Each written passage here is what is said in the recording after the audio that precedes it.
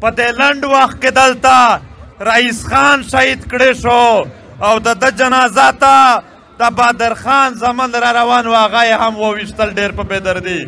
او دلته په تاریخ کې اول ځل بیا دا کار وشو چې بادر خان قبیلې په جی او سی باندې اف آی آر وکړه ډایرکټ یې په جرنیل اف آی آر وکړو چې قاتل مې ته یې دا خاوره جرأت لري دا خاوره ننګ لري دا جرنیل چې دلته ناست دی دا د یو اف آی آر لاندې ناست دی په چا چې اف آی آر وشي یا سرکاري نوکري نشي کولی لرې دی کې ختم دی کې دا جرنیل دغه مړی کړي دي دلته قاتل دی ملګرو په دې لنډ وخت کې ټارګېټ کیلینګ زیات شوی دی دا ټارګېټ کیلینګ ابس نه دی زیات شوی دا دلته بیا دوی دا نام ورکوي چې ترهاګري ده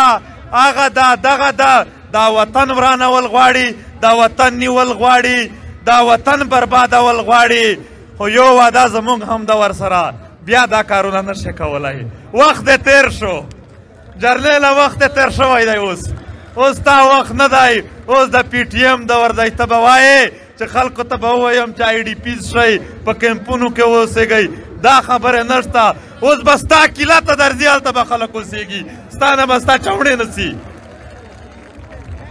اوس به ته آی ډي پیز کېږې موږ نه آی ډي پیز کېږو چې چېرته هم دلته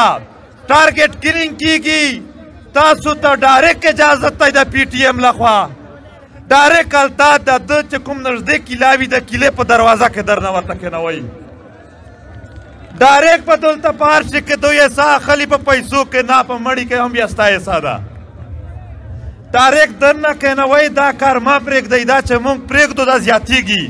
په دې کې به زموږ ملګري تل چمتو اوسئ ملګري دا چې کوم ټارګېټ کیلینګ کله کېږي